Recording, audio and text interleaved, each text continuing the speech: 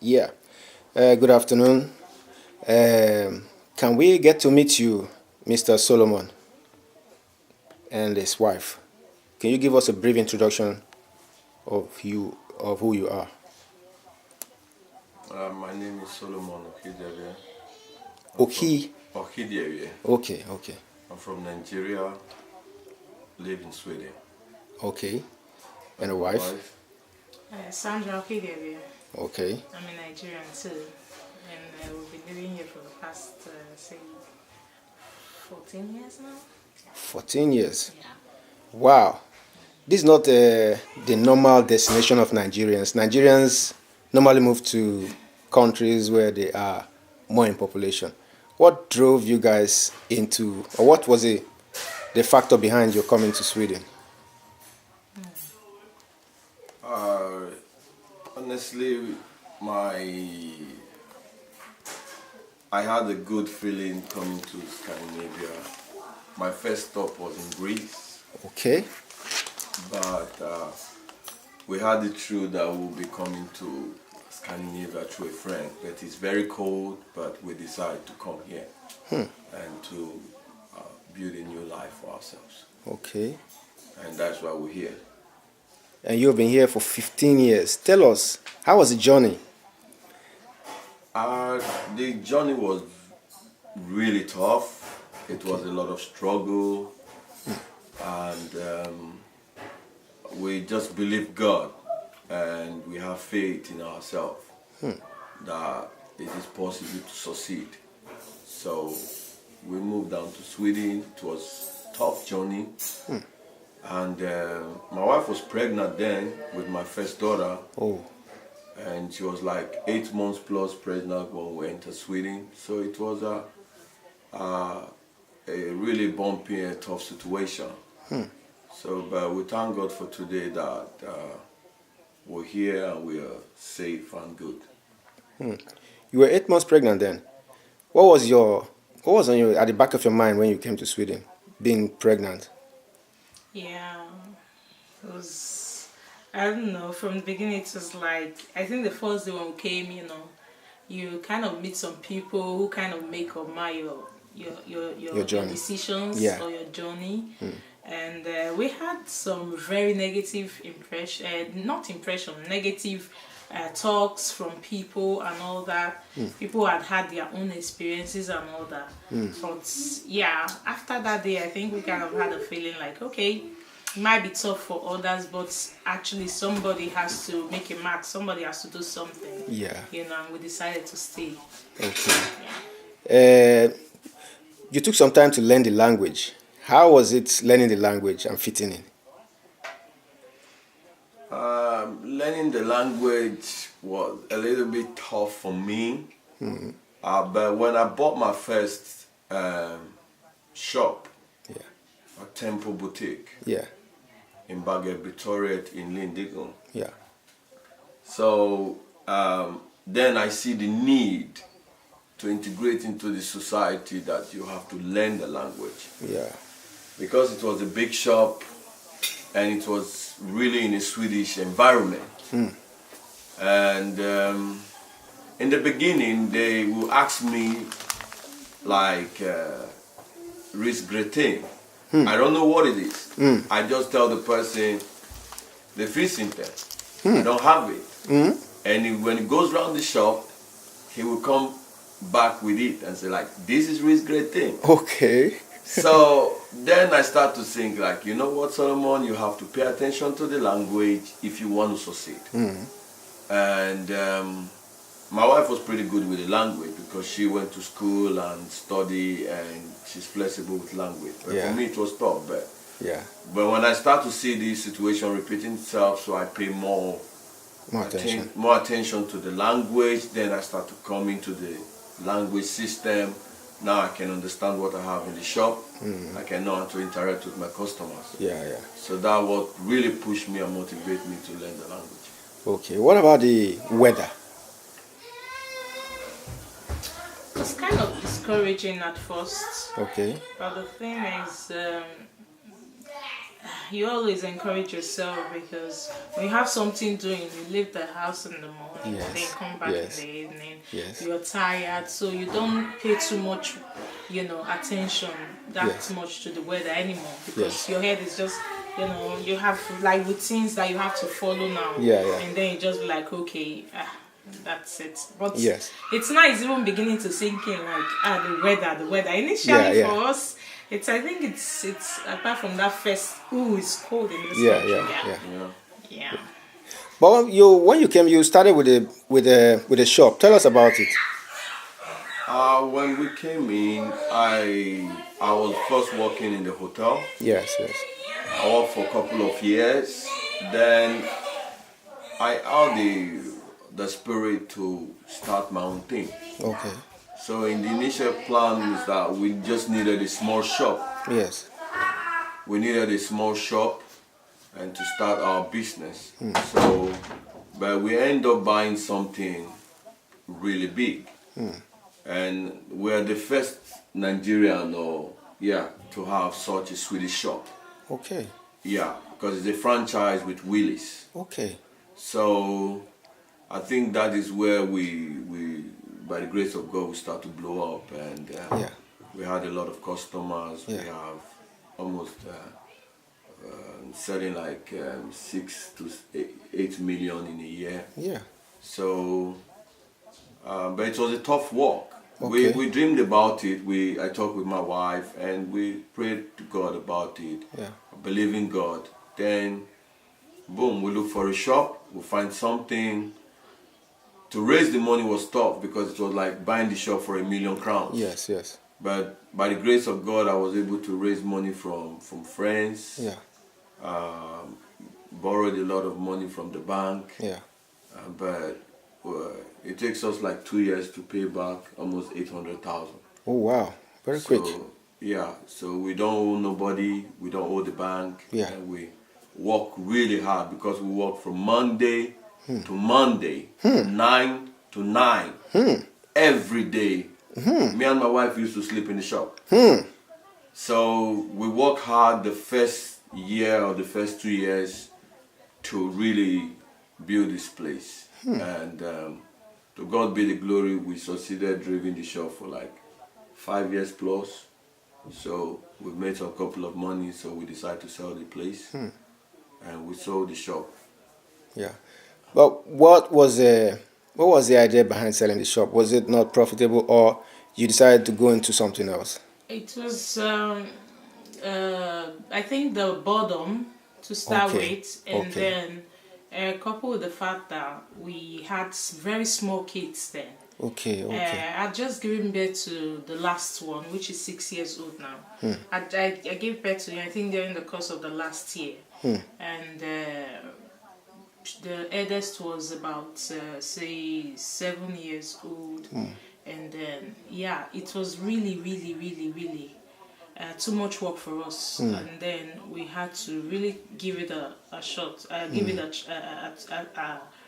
thought. Yeah. Like, we have small kids. Now we have to think about the children first, not just work, because like he said, sometimes we had to sleep in the shop. Yeah. Although we had a worker, but workers can tell you they are sick today, then you just hop in. Yeah. Nobody cares whether you have a child, Yeah. because you open, it is 365 years, it is 365 days. Yeah. It is open, 9 to 9, non-stop. You don't even put a lap on the door and say, I want to go pee. And I'm on my way back. It was really hectic. And then we had to now take a decision to sell and do something that could give us a little bit of flexibility, a little bit of time with the children, and that was what we did. And actually, it's paid off. Good. Thank God. Good. Just to cut you guys off, we'll go back to this after this question. There's this rising phenomenon in Europe that black people, Africans, are just here to get from their social system. But you guys have braved the odds, and then you have done something phenomenal. It's not easy. What do you have to say to this notion that black people don't contribute to the society, especially here in Sweden, where we have the nationalist party rising every day? I think it's a wrong thought and it's a wrong say, because I know the blacks here, they are not, the percentage in social system Yeah. is very little. They love to work, Yeah. and we might not be good in starting a lot of businesses, but I know the black people are really contributing to the society. They are working hard, they are doing double jobs. Yeah. They are not those.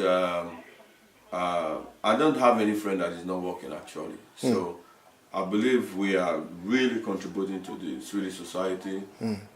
We don't need to have businesses all over Sweden for them to know that we are really contributing. Yes. Yeah, to the society. Yes. But the ones that I've been having drivers, having people working for me. Yeah. That I pay tax, I pay Yeah. arbetsgivaravgift, Yes. and pay their card. So Yes. every black man will not be like me. We've been doing our business for the couple for almost 10 years now. Yeah. Yeah, so we've been self-employed. Contributing positively to the Swedish society. Yeah, so we've been Employing people as well. Employing people. paying their arbetsgivaravgift, Taxes. so and their taxes. So I think that is a huge contribution to the Yes, society. yes, yes. And you have not stopped. Oh, no. That brings me to the next question. So you guys sold the business and then you moved to other businesses. Talk to us about that. We kind of sold that one because it was a grocery shop. Yeah.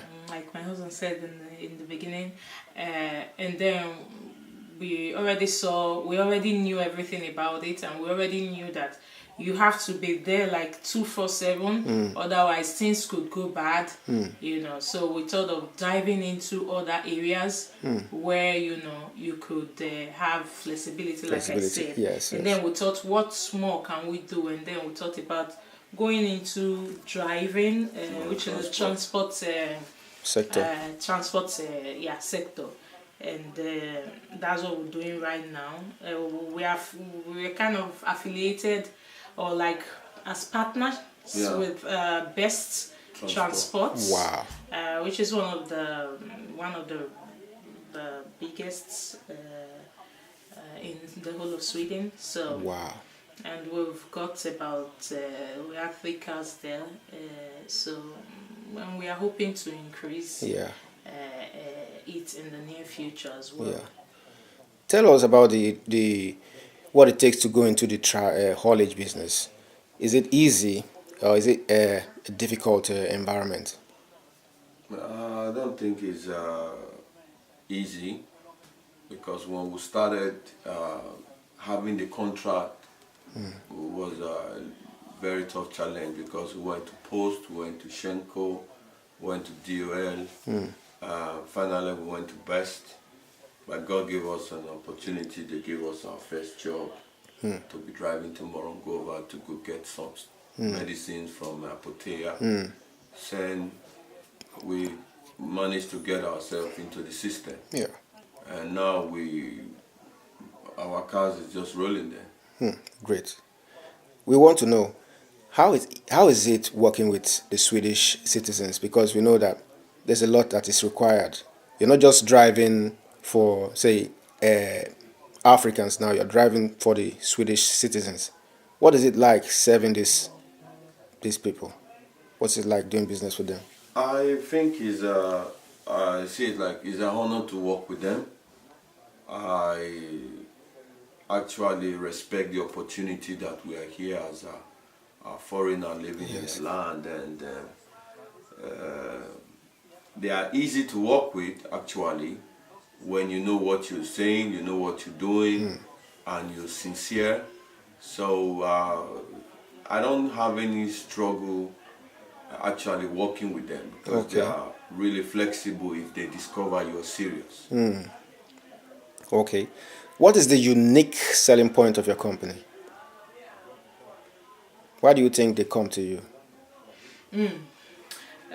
In that, it will be since we are like partners with a company who gets the job directly from the society, and then in return use us as a tool in reaching out to the consumer, the final consumers. The reason they come, like the reason they come, they will come or choose us is because of first. Like my husband said, honesty is one thing. Honesty. And many honesty, yeah. And then many people forget and neglect the language. As a saying that if you are in Rome, if you are in Rome, you act as a Roman. Romans. There's no way you can just go to like my country, Nigeria, and not. I think our general language there is English. I don't know how to speak English. I don't know how to speak any of the local languages. Yeah. And you just expect to get by. Yeah. It's not possible. It's No, not no, done it's not. anywhere. It's not. So many people kind of neglect that, and that's one advice I want to give out to people: Great. not to neglect the language. The Yeah. language is the number one key. Okay. I was going to ask you how what advice you have for Nigerians coming into the country, but you've hit the nail on the head. So now let's come to family. How is it like having a family in Sweden? Is it easy bringing up a family in Sweden the way you want them to grow? I mean, kids now.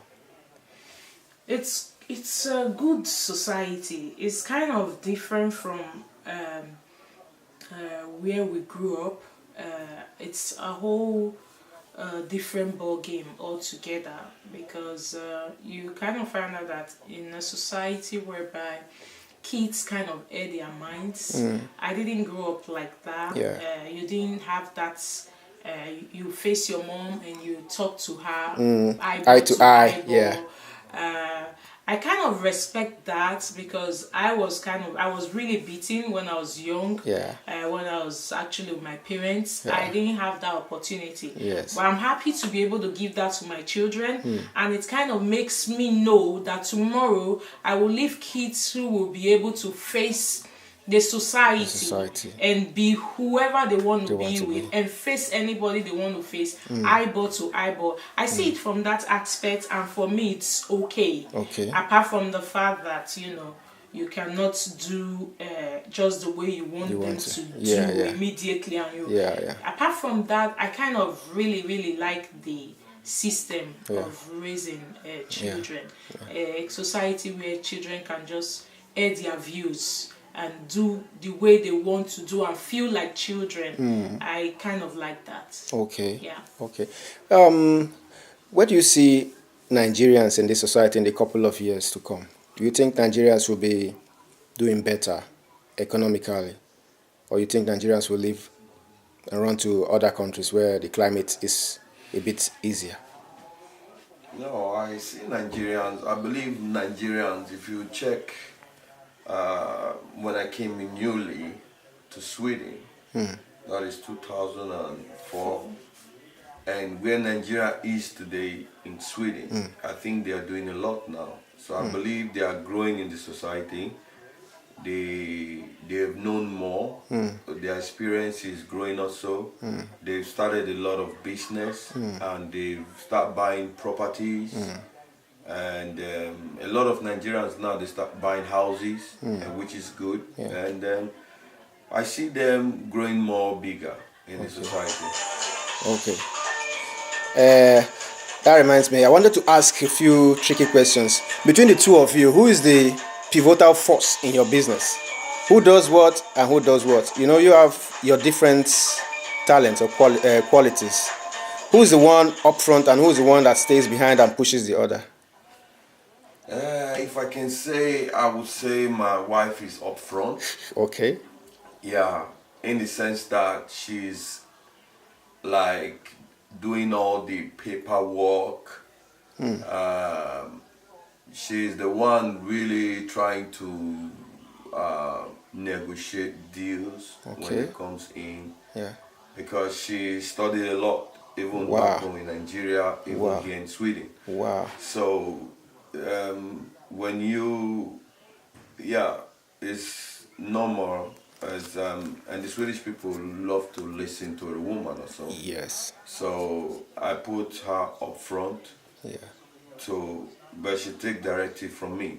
Great. So when she get feedback, she bring it back. Great. I filter it if it's okay for us. Yeah. Then we both decide if we want the deal or not. And if we Yeah. don't want it, I said I don't want to do that. Okay. So we cancel because we have a taxi company also. Okay. So, Madam, what do you think is the strongest point of Oga? He's really, really hardworking. You tell him, you have to beg him sometimes to kind of take breaks. Like, Really? could you please break? You know, put a break to it. You Yeah, know, yeah, when he's up, he's up. Yeah. He just brings. He does so many long hours, and I kind of admire him for that. Okay. Yeah. But it's also a synergy between the two of you, because not every couple go into business together. But for you guys to really work it out and be successful in it, it's kudos to you guys. You guys have done a lovely job. And I also must commend you guys for putting Nigeria on the map in Sweden, because it's not easy. We hear a lot of things every day, but you guys have braved the odds. Like I said before, I really want to commend you guys and say congratulations for putting us out there in positive light. And one more thing to say before I go. Where do you see your business in the next couple of years? In the next, we have a lot of more ideas to our business. We're thinking to grow in the transport, but we're looking into housing business. Okay. So we have a plan. We know in another couple of years, we might be doing something more bigger. More bigger. By the grace of God. And we can't wait to see that, because we really want you guys to come out and prove to the world that Nigerians are really out here to do positive things. Thank you. Thank you very much for this wonderful interview with us, and we wish to have other chats with you as time progresses, because we would like to monitor your progress. Thank you very much once again. Thank you. Thank you. Thank you. Yeah.